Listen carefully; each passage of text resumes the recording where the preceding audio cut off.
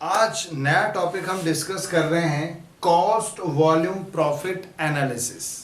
ये टॉपिक बहुत ज़्यादा इम्पॉर्टेंट है क्योंकि आपके फाइनेंशियल मैनेजमेंट का पार्ट भी है, ये आपके कॉस्ट अकाउंटिंग का पार्ट भी है, ठीक है, और कॉस्ट एंड मैनेजमेंट अकाउंटिंग जो है उसका भी पार्ट है। तो काफ़ी इम्पॉर्टेंट चैप्टर है जो आपके सेकेंड ईयर में भी आता है, फाइनल ईयर में भी आता है, एमकॉम कुछ भी करेंगे काफ़ी बार ये टॉपिक आपके आता है। आज हम इसका बेसिक क्लियर करने वाले हैं। उससे पहले भी आप हमारे चैनल पे जाके देख सकते हैं, बहुत सारे इंपॉर्टेंट जो टॉपिक है उनका इंट्रोडक्शन, एक की इंट्रोडक्शन डाला हुआ है जिससे आप उस चैप्टर को पूरा समझ सकते हैं कि ये चैप्टर आपको क्या कहना चाहता है। अलग अलग जो आपके फाइनेंशियल मैनेजमेंट हो, आपके कॉस्ट एंड मैनेजमेंट अकाउंटिंग हो, आपके नॉर्मल अकाउंट जो है इनिशियली फंडामेंटल अकाउंट्स हो, आपके क्वांटिटेटिव टेक्निक ऑपरेशन रिसर्च हो, सभी जो सब्जेक्ट्स हैं उससे रिलेटेड ओवरऑल कॉमर्स में जो भी चीज़ें अपने आती हैं उनके हमने वीडियोस हमारे चैनल पे डाल रखे हैं, आप जाके देख सकते हैं। और अलग अलग प्लेलिस्ट भी बनी हुई है, बीकॉम का, बीबीए का, एमकॉम का, एमबीए का, सबका अलग अलग प्लेलिस्ट बना हुआ है जिसमें अलग अलग वीडियोस आप जाके देख सकते हैं। कुछ टॉपिक्स या बहुत सारे टॉपिक ऐसे हैं जो कॉमन भी होते हैं, एमबीए में भी होते हैं, एमकॉम में भी होते हैं, बीकॉम में भी, बीबीए में, तो वो सारे टॉपिक मैंने वहाँ पर आपके डाल रखे हैं, आप देख सकते हैं। अच्छा, अब ये चैप्टर अपन समझने से पहले मैं छोटी सी चीज़ें आपसे डिस्कस करना चाहता हूँ। मैं जब ये वीडियो बना रहा हूँ और जो मैं अपलोड कर रहा हूँ तब मेरे जो सब्सक्राइबर हैं वो लगभग 240 सब्सक्राइबर हैं, केवल 240। चैनल को मुझे 8-9 महीने लगभग मैंने पहले शुरू कर दिया था, लेकिन केवल एक्टिवली मुझे अभी 1 महीना भी नहीं हुआ है इस चैनल को ऑपरेट करते। ठीक है, एक्टिवली मैंने अभी ऑपरेट इसको स्टार्ट किया है ड्यू टू लॉकडाउन में। एक बार तो लॉकडाउन हुआ तो फुल रेस्ट करा सबने कि भाई हाँ ठीक है रेस्ट कर लिए। लॉकडाउन जिंदगी में पहली बार सबने ने आपने हमने देखा था, लेकिन उसके बाद कुछ समय बाद लगा कि नहीं, अब अपने को ज़्यादा अपना समय बर्बाद नहीं करना चाहिए। अगर हम ऑफलाइन क्लासेस नहीं ले पा रहे हैं तो ऑनलाइन बच्चों का बेनिफिट कर सके, क्योंकि एग्ज़ाम अभी भी होंगे आपके। यूनिवर्सिटीज़ ने ये अनाउंस कर दिया है कि वो एग्ज़ाम लेने के मूड में है, चाहे वो एग्ज़ाम लेट लें, फिर आपकी कॉपीज़ वो जो है तुरंत चेक करके रिजल्ट निकालेंगे। नेक्स्ट सेशन हल्का सा लेट हो सकता है लेकिन वो एग्ज़ाम लेने के मूड में है। तो हमने सोचा कि भाई क्यों ना हम जो है चैप्टर्स को, क्योंकि ऑलमोस्ट स्टूडेंट्स के सिलेबस कंप्लीट हो चुके थे, कईयों ने जो है वो रिवीजन चल रहा था, तो एज ए रिवीजन, या जिन्होंने नहीं किया तो उनका बेसिक क्लियर करने के लिए हमने ये वीडियोस बनाए हैं। अब काफ़ी चीज़ें जब आप YouTube पे आते हैं तो आपको पता है करने के लिए ये सब्सक्राइबर कम से कम 1000 होने चाहिए। काफ़ी कुछ एडिशनल YouTube चैनल पे करने के लिए, ताकि आपको और लाइव क्लासेस ले सकें बेनिफिट्स के लिए 1000 सब्सक्राइबर ज़रूरी होते हैं। तो ये अब मेरी रेस्पॉन्सिबिलिटी नहीं है, मेरा काम केवल एक है, अच्छे से अच्छे एजुकेशनल वीडियो जो आपके टॉपिक हैं वो बना के आपको देना। आप जो वीडियो चाहते हैं, जिस टॉपिक का चाहते हैं, वो आप मुझे मैसेज कर सकते हैं कि आपको कौन सा टॉपिक का वीडियो चाहिए, वो मैं प्रोवाइड कराऊंगा। लेकिन अब ये रेस्पॉन्सिबिलिटी आपकी है कि आप इस 240 को 1000 से ऊपर लेके जाएं ताकि मैं आपको और एडिशनल बेनिफिट दे सकूं। ठीक है, तो ये मैं चेक करता हूं कि भाई आप में से, अब आप में से काफ़ी स्टूडेंट ऐसे हैं जो इस 240 में इंक्लूड हैं ऑलरेडी, जो सब्सक्राइब कर चुके हैं। तो वो ज़्यादा से ज़्यादा इसे शेयर करें अपने फ्रेंड्स को, अपने रिलेटिव्स को, जो कि कॉमर्स से रिलेटेड है, चाहे वो 11th का हो, 12th का हो, बीकॉम का first year, second year, final year, BBA हो, एमबीए हो, एमकॉम हो, सीए, सीएस, कुछ भी कर रहा हो, सभी के बेनिफिशियल वीडियो हैं। एक बार अगर वो वीडियो देख लेंगे तो उन्हें समझ में आएगा कि हाँ ये चैनल हमारे लिए बेनिफिशियल है। तो अगर आप किसी को शेयर करते हो तो आपका भी बेनिफिट होगा, ठीक है, और उसमें आपके रिलेटिव्स, आपके फ्रेंड्स, सभी का बेनिफिट होने वाला है। इसीलिए आप इसके लिए खुद रेस्पॉन्सिबिलिटी लेंगे और मैं जब ये 1000 सब्सक्राइबर होंगे तो एक बार फिर आपसे बातचीत करूंगा इस बारे में कि भाई आपने क्या इसमें कंट्रीब्यूशन किया है, और ये आप ही का कंट्रीब्यूशन होगा, मेरा कोई लेना देना नहीं है। ठीक है, तो ये आप थोड़ा ध्यान रखिएगा। शेयर कीजिएगा, सब्सक्राइब कीजिएगा, लाइक कीजिएगा। कोई अगर प्रॉब्लम है, नया वीडियो चाहिए तो आप कमेंट्स कीजिएगा। ठीक है, चलिए अब हम इसका जो है ये वीडियो हम कंटिन्यू करते हैं। चलिए, टॉपिक हमारा है कॉस्ट वॉल्यूम प्रॉफिट एनालिसिस। इसे हम ब्रेक इवन एनालिसिस भी बोलते हैं। कॉस्ट अकाउंट में अगर आप जाते हैं तो इसे मार्जिनल कॉस्टिंग भी कहते हैं। सभी जो हैं चैप्टर वो एक ही हैं, एक ही फॉर्मूले हैं, सारा कॉन्सेप्ट है कि लेकिन अलग अलग नाम से दिया हुआ हो सकता है, तो आप कंफ्यूज मत होना। चलिए, क्या लिखा है देखिए यहाँ, cost volume profit analysis. Cost volume profit analysis का मतलब है आपके जो कॉस्ट है, हम टाइप्स ऑफ कॉस्ट देखेंगे, इसमें कुछ कॉस्ट फिक्स होती है, कुछ वेरिएबल होती है। तो ये कॉस्ट अगर चेंज होती है तो उसका प्रॉफिट पे क्या इफेक्ट होगा। एक वॉल्यूम अगर चेंज होता है, वॉल्यूम हम जानते हैं क्वांटिटी, कभी और वॉल्यूम जो आपका है वो इंक्रीज होता है या डिक्रीज होता है, तो जो वॉल्यूम है उसका आपके प्रॉफिट पे क्या फर्क पड़ेगा। एक होता है प्राइस, प्राइस भी तो चेंज होती है, उसका आपके प्रॉफिट पे क्या इफेक्ट पड़ेगा। तो ये हमारा होता है cost volume profit analysis. Cost volume और प्राइस में अगर कोई चेंजेस होता है तो उसका प्रॉफिट पे क्या इफेक्ट होगा। एक होता है आपका break even analysis. Break even analysis क्या होता है भाई? ब्रेक इवन पॉइंट सुना है कभी? Break even point, break even point होता है no profit no loss level, जहां पर ना आपको प्रॉफिट होगा ना आपको लॉस होगा। मतलब जो आपका जो कॉस्ट है और आपका सेल्स है वो इक्वल है। आपकी सेल्स 1 लाख है, आपकी टोटल कॉस्ट भी 1 लाख है, जब माइनस करेंगे तो प्रॉफिट क्या आएगा? 0। तो वो होता है break even point, no profit no loss level. ठीक है, एक मार्जिनल कॉस्टिंग भी यही चीज होती है। अच्छा, मार्जिनल कॉस्टिंग में मार्जिनल कॉस्ट क्या होता है? देखिए, अभी अभी मैंने बताया था ये कॉस्ट आपके दो तरह की होती है, एक फिक्स कॉस्ट और एक वेरिएबल कॉस्ट। फिक्स कॉस्ट क्या रहती है? फिक्स रहती है, चाहे आप प्रोडक्शन इंक्रीज करो या डिक्रीज। लेकिन वेरिएबल कॉस्ट क्या होती है? जो with the production size change होती है। हिंदी बोलते परिवर्तनशील लागतें, जो चेंज होती रहती है, परिवर्तित होती रहती है। तो जो चेंज होती है उसी को अपन बोलते हैं मार्जिनल कॉस्ट। ठीक है, एड एन एडिशनल यूनिट अगर अपन प्रोड्यूस करते हैं तो टोटल कॉस्ट में जो चेंज होता है वो वेरिएबल ही तो चेंज होता है, फिक्स तो क्या रहता है? फिक्स। तो जो चेंज होता है उसी को मार्जिनल कॉस्ट बोलते हैं। तो मार्जिनल कॉस्टिंग में क्या होता है? हम यही देखते हैं कि कॉस्ट जो है कौन सी फिक्स है, कौन सी वेरिएबल है, और उनके चेंजेस होने पर प्रॉफिट पे क्या इफेक्ट पड़ता है। तो सारी चीजें एक ही है। अब इसमें सबसे इंपॉर्टेंट, जब अपन शुरुआत करेंगे तो हमें एक इनकम स्टेटमेंट बनाना होगा सभी क्वेश्चन में। देखिए उसमें क्या होता है। सबसे पहले आप लिखते हैं सेल्स, इसमें आप लेस करेंगे वेरिएबल कॉस्ट। सेल्स में से वेरिएबल कॉस्ट लेस करेंगे तो आपका आएगा कंट्रीब्यूशन। अब ये सवाल उठ रहा होगा, ये कंट्रीब्यूशन क्या है? तो कंट्रीब्यूशन का डिफरेंस ही क्या है, डेफिनेशन ही क्या है? Difference between sales and variable cost. Sales में माइनस वेरिएबल कॉस्ट करते हैं तो कंट्रीब्यूशन आता है। ठीक है, इसे ग्रोस मार्जिन भी कहा जाता है, ग्रोस मार्जिन।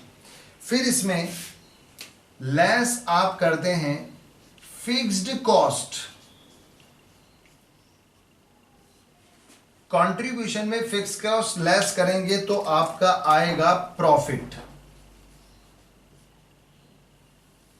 ये आपका एक स्टेटमेंट है जो आपको याद होना चाहिए और याद हो भी गया। सेल्स में से वेरिएबल कॉस्ट लेस करते हैं, कंट्रीब्यूशन आता है, लेस करते हैं फिक्स कॉस्ट, प्रॉफिट आता है। कोई बड़ी बात नहीं है इसमें। चलिए, अब ये जब अपन चैप्टर पढ़ेंगे तो उसमें कुछ वैल्यूज आपको फाइंड आउट करने के लिए पूछ सकते हैं, तो मैं एक एक चीज बता रहा हूं। सबसे पहला तो आपका फॉर्मूला कंट्रीब्यूशन का ही बनता है।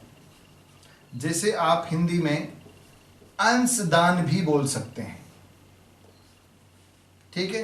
अब कंट्रीब्यूशन का फॉर्मूला मैंने आपको अभी अभी बताया, देखिए सेल्स माइनस वेरिएबल कॉस्ट। तो मैं शॉर्ट में लिख रहा हूं कंट्रीब्यूशन यानी C, sales minus variable cost, S यानी सेल्स, वी यानी वेरिएबल कॉस्ट। तो मैं शॉर्ट में आपके लिख रहा हूं, तो ये कंट्रीब्यूशन का फॉर्मूला हो गया। एक और चीज देखिए, कंट्रीब्यूशन में से फिक्स कॉस्ट लेस करते तो प्रॉफिट आता है। सपोज ये 100 है, अगर ये 40 माइनस किया तो कितना आया 60। अब आप इन दोनों को ऐड करोगे तो भी तो कंट्रीब्यूशन आ सकता है। मतलब कंट्रीब्यूशन का एक अल्टरनेटिव और फॉर्मूला बन गया। क्या बना भाई, fix cost plus profit, F यानी फिक्स कॉस्ट, पी यानी प्रॉफिट। आप इन दोनों को ऐड करोगे तो भी आपका कंट्रीब्यूशन आ जाएगा, ठीक है। देखिए इन दोनों को ऐड करेंगे तो ये आएगा कि नहीं आएगा। चलिए, तो ये आपका एक कंट्रीब्यूशन का फॉर्मूला हो गया। सेकंड, इसमें आपको पूछ सकते हैं profit volume ratio.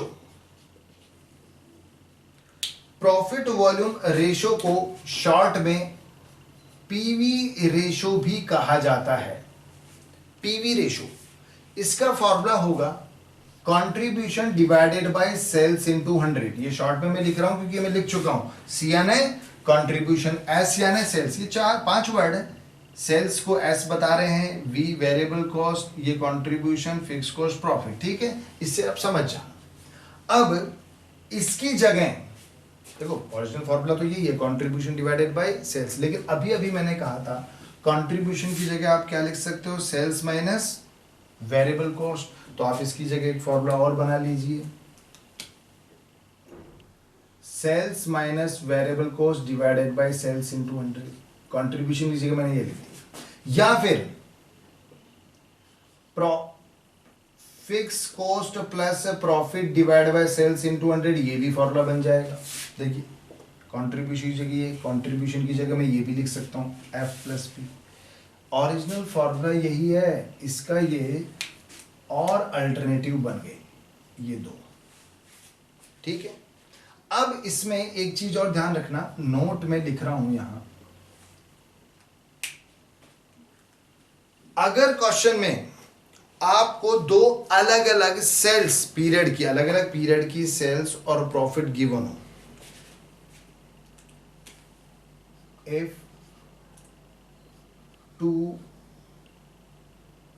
if sales and profit of two different periods are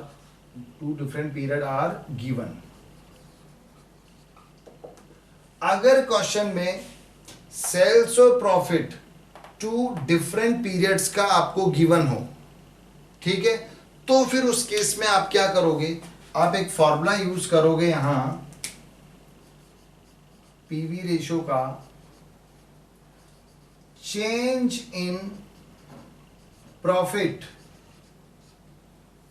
divided by change in sales into 100।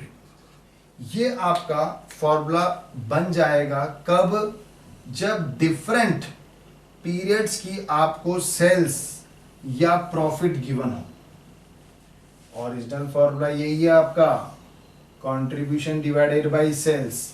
ये फॉर्मूला आप कब यूज करेंगे, जब आपको अलग अलग डिफरेंट पीरियड्स का, हो सकता है ईयर हो 2006 या 2007, या फिर फर्स्ट 6 मंथ, लास्ट 6 मंथ, इस तरह से जब डिटेल गिवन होगी आपको, तो change in profit divide by change in sales into 100 करके ये निकलता है।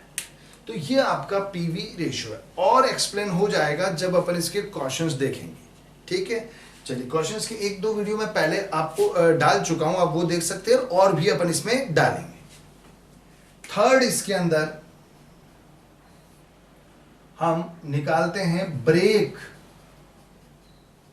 Even point break even point, no profit no loss, short में इसे हम लिखते हैं बीईपी। देखिए एक तो रुपीज में कैलकुलेशन होती है, उसका फॉर्मूला होता है फिक्स कॉस्ट, एफ यानी fix cost divided bye PV ratio, fix cost divided bye PV ratio. PV ratio आप पहले ऑलरेडी कैलकुलेट कर चुके होंगे, फिक्स कॉस्ट आपको क्वेश्चन में गिवन होगी।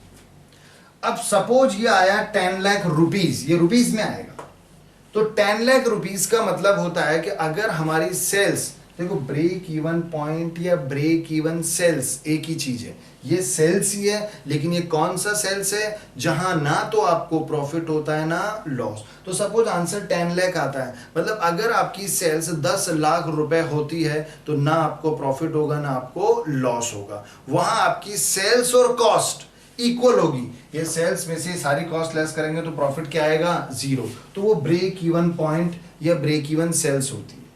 इसे अपन break even point in units भी निकालते हैं। यूनिट्स मतलब जैसे हम 10,000 यूनिट्स अगर बेच देंगे तो नो प्रॉफिट नो लॉस पे पहुंच जाएंगे। 5,000 यूनिट्स, तो ये तो होता है रुपीज में, ये होता है यूनिट्स में, ठीक है। तो आपका यहां फॉर्मूला फिक्स कॉस्ट वो तो रहेगा, पीवी रेशो की जगह आपका आएगा कंट्रीब्यूशन पर यूनिट। ये ध्यान रखना, आगे हम काफी प्रॉफिट के सेल्स के सबके देखेंगे, उसके अंदर हमेशा अगर रुपीज में पूछे तो डिवाइडेड बाय पीवी रेशो होगा, और अगर यूनिट्स में होगा तो पीवी रेशो की जगह क्या आ जाएगा, कंट्रीब्यूशन पर यूनिट। ये रहा कंट्रीब्यूशन, ये रहा पर यूनिट। अब पर यूनिट कैसे निकलता है, सेलिंग प्राइस में वेरिएबल कॉस्ट, आप क्या कर सकते हो, यहीं पर मैं इसमें बता देता हूं, fix cost minus selling price minus per unit भी लिख सकते हैं, ठीक है। फिक्स कॉस्ट में divided by selling price minus variable cost per unit भी कंट्रीब्यूशन पर यूनिट होता है, बात एक ही है, दोनों एक ही फॉर्मूले हैं। तो ये आपके आ गया break even point, no profit no loss. फिर उसके बाद एक इसमें अपन लिखते हैं मार्जिन सेफ्टी।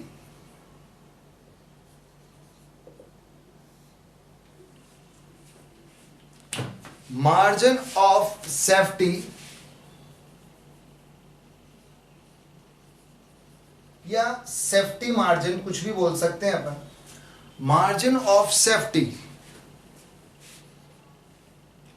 इसका फॉर्मूला क्या होता है और ये होता क्या भी बताता हूं मैं आपको। फॉर्मूला होता है इसका sales minus break even point, sales minus break even point. अब सुनिए, सेल्स सपोज आपकी ओरिजिनल सेल्स जो है ये 15 लाख है, ब्रेक इवन पॉइंट हमने कैलकुलेट किया तो वो 10 लाख आया, मतलब 15 लाख में से माइनस 10 लाख करूंगा तो 5 लाख आता है, वो आपका मार्जिन ऑफ सेफ्टी है। मतलब अगर आपकी सेल्स 5 लाख डिक्रीज भी हो जाए तो आपको लॉस नहीं होगा, आप कहां पहुंचोगे, ब्रेक इवन पॉइंट, यानी नो प्रॉफिट नो लॉस। तो ये ध्यान रखिएगा, ये प्रॉफिट और ये मार्जिन ऑफ सेफ्टी अलग अलग टर्म है, इन्हें मिक्स मत कीजिएगा। अब एक और मैं बता देता हूं, इसका जो फॉर्मूला एक और होता है आपके मार्जिन ऑफ सेफ्टी का, profit divided bye PV ratio, ये फॉर्मूला भी यूज किया जाता है। अब अगर प्रॉफिट और मार्जिन ऑफ सेफ्टी सेम होता तो ये फॉर्मूला कैसे बनता, ठीक है। तो ध्यान रखिएगा, मार्जिन ऑफ सेफ्टी प्रॉफिट अलग अलग टर्म है। मार्जिन ऑफ सेफ्टी फॉर्मूला होता है sales minus break even point. यह आपको ये शो करता है कि इतना सेल्स आपका डिक्रीज भी हो जाएगा तो आपको लॉस नहीं होगा, आप कहां पहुंचेंगे, नो प्रॉफिट नो लॉस पे, ठीक है। वो आपका होता है मार्जिन ऑफ सेफ्टी। ये फॉर्मूला है नॉर्मल, लेकिन कई बार ये फॉर्मूला भी यूज किया जाता है जब क्वेश्चन में आपको प्रॉफिट गिवन और पीवी रेशो, तो ये भी यूज कर सकते हैं, आंसर सेम ही आएगा। फिर उसके बाद एक आपके टर्म होती है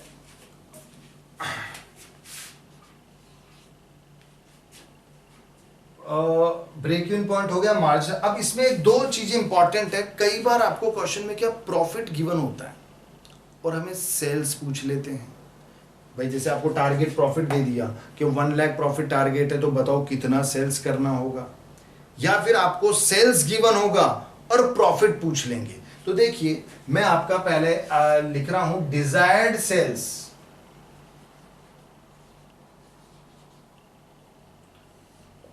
डिजायर्ड सेल्स मतलब आपको क्वेश्चन में सेल्स पूछा होगा, तो इसका जो फॉर्मूला होगा सेल्स का, रुपीज में हो सकता है या यूनिट में भी हो सकता है।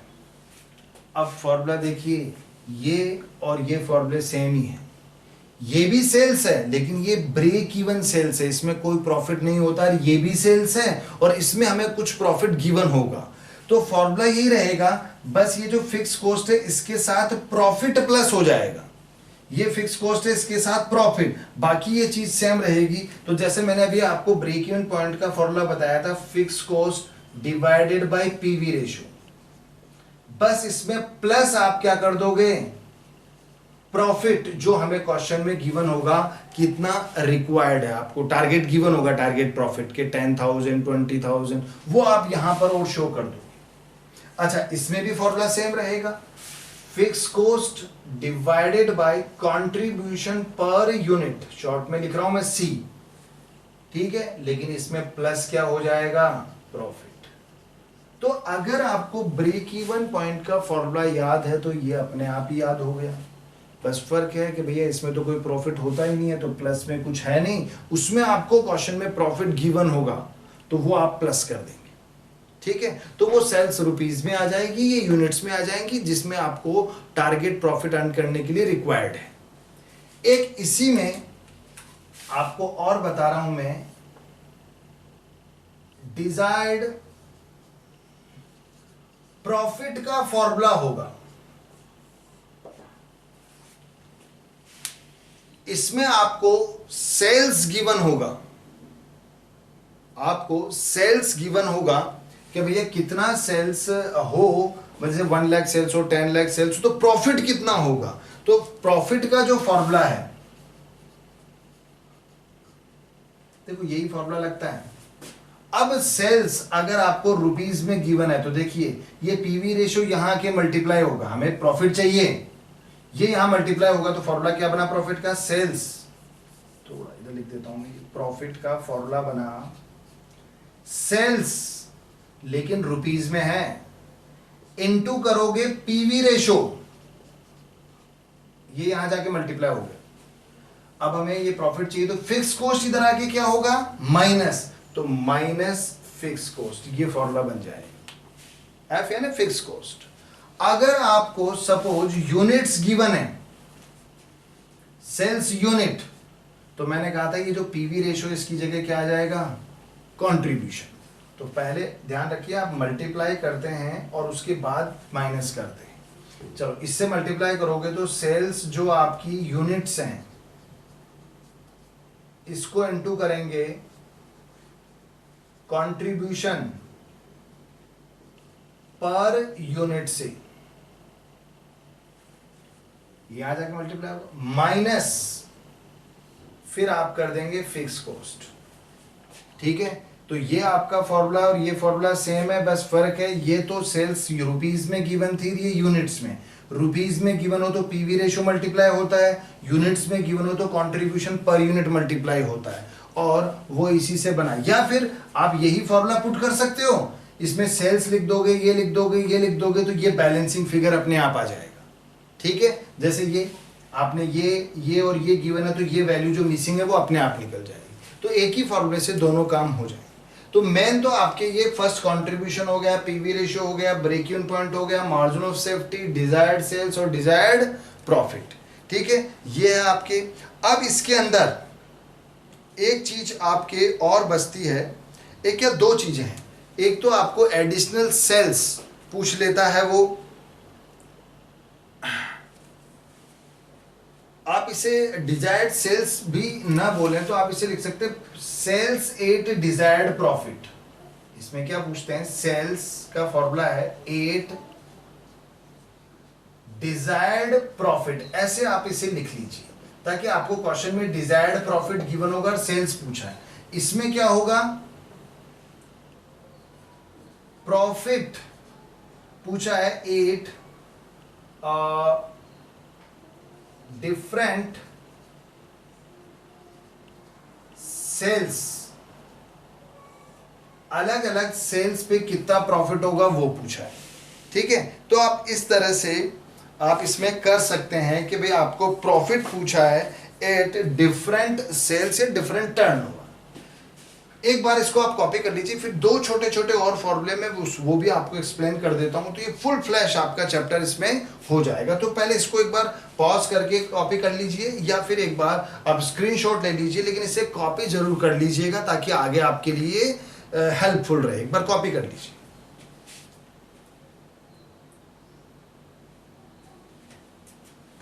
चलिए ठीक है, अब इसके अंदर मैं एक चीज आपको बता देता हूं, एक तो होता है एडिशनल सेल्स, ये अपन ने 6th फॉर्मूले देख लिया, अब 7th हमको देखना है।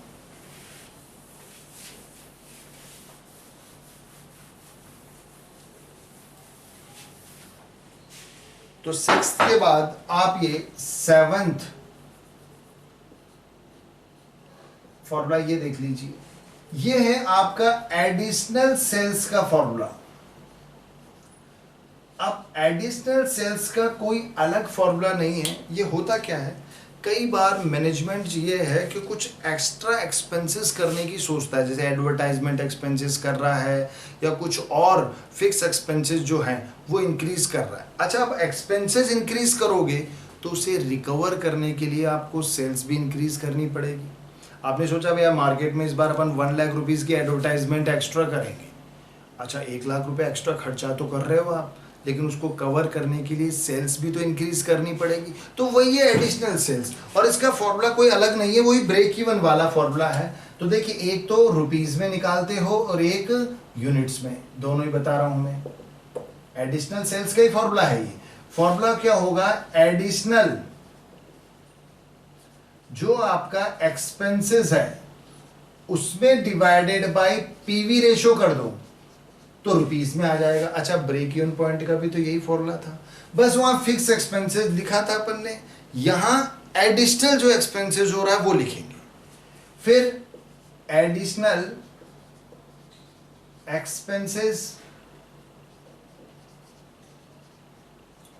Divided by contribution per unit, यह आ जाएगा। मैंने पहले कहा था अगर रुपीज में होता तो पीवी रेशियो आता है, यूनिट्स में निकालते हैं तो कंट्रीब्यूशन पर यूनिट आएगा। तो ये और ब्रेक इवन पॉइंट फॉर्मूला अलग अलग नहीं है, सेम है, बस ब्रेक इवन पॉइंट में अपन जो हमको क्वेश्चन में फिक्स एक्सपेंसेस गिवन होता था वो लिखते थे, यहां पर हम एडिशनल जो फिक्स एक्सपेंसेस क्वेश्चन में गिवन होंगे वो लिखेंगे। एक लास्ट एंड फाइनल, कई बार क्वेश्चन में क्या होता है अलग अलग आपको यूनिट्स पे, जैसे मैं एग्जांपल बता दूं, 1000 यूनिट्स अगर आप बनाते हैं तो आपका टोटल कॉस्ट 1 लाख गिवन है, लेकिन अगर आप 2000 यूनिट्स बनाते हैं तो आपका सपोज जो टोटल कॉस्ट है वो 150 ऐसे गिवन होता है। अब ये काम करने के लिए तो हमें वेरिएबल और फिक्स कॉस्ट को सेपरेट करना पड़ेगा। यहां तो हमें क्या गिवन है, टोटल कॉस्ट गिवन है, ये आउटपुट है, ये कॉस्ट। तो इस केस में आपको वेरिएबल और फिक्स कॉस्ट को अलग अलग करना होता है। तो देखिए, एक तो वेरिएबल कॉस्ट पर यूनिट का एक फॉर्मूला हमें यूज करना होता है। क्या फॉर्मूला होगा, change in total cost divided by change in output units. देखिए, जैसे ये चेंज कितना हो रहा है 50,000, 1,50,000 में चेंज 50 डिवाइडेड बाय यूनिट में देखो कितना चेंज हो रहा है 1000, 1 से 2 तो 1000 चेंज हो रहा है, डिवाइड करेंगे तो ये 50 रुपीज पर यूनिट आ गया। तो ये तो वेरिएबल कॉस्ट पर यूनिट आ गया, ठीक है, ये एग्जांपल बता रहा हूं मैं आपको इसमें। अब इसमें आपको फिक्स कॉस्ट चाहिए, तो फिक्स कॉस्ट आप क्या करोगे, टोटल कॉस्ट में से वेरिएबल कॉस्ट माइनस कर दो। टोटल कॉस्ट में से वेरिएबल तो फिक्स कॉस्ट आ जाएगा। अच्छा, अब आप क्या करेंगे, टोटल कॉस्ट जैसे आपको क्वेश्चन में दो, मैं यहां बता रहा हूं आपको, ये फिक्स कॉस्ट, ये तो वेरिएबल कॉस्ट पर यूनिट आ गई। फिक्स कॉस्ट कैसे निकालेंगे, मैंने कहा टोटल कॉस्ट, अब टोटल तो दो है तो कोई भी एक, जैसे फर्स्ट वाली ले ली, ये total cost minus variable cost. अच्छा, वेरिएबल कॉस्ट कितना है भाई, 50, लेकिन ये पर यूनिट है, तो कैसे, आप इस 50 को 1000 से मल्टीप्लाई करो, क्योंकि आपने 1 लाख लिए ना कॉस्ट। अगर 150 लेते हो, मैं दोनों में बता देता हूं, 150 लोगे तो इस 50 को फिर 2000 से मल्टीप्लाई करेंगे। वेरिएबल कॉस्ट पर यूनिट को यूनिट से मल्टीप्लाई करते तो ही तो टोटल वेरिएबल कॉस्ट आता है। देखिए कैसे, इसको इससे इंटू किया तो 50,000 आ रहा है, माइनस करोगे 1 में से 50 तो ये 50 आ गया। अगर मैं 150 लेता तो देखिए इस 50 को 2000 से मल्टीप्लाई करोगे, 1 लाख आ रहा है तो भी 50 आ रहा है, क्योंकि फिक्स कॉस्ट तो क्या रहता है, फिक्स ही रहता है, चाहे आप 1000 यूनिट बनाओ या 2000।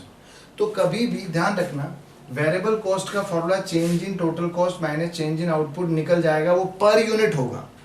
फिर टोटल में से वेरिएबल कॉस्ट माइनस करोगे तो फिक्स, तो चाहे वो पहले वाली से कर दो या दूसरे से, सभी में सेम आएगा। ठीक है, तो ये इसके फुल फ्लैश जो फॉर्मूले थे वो हो गए।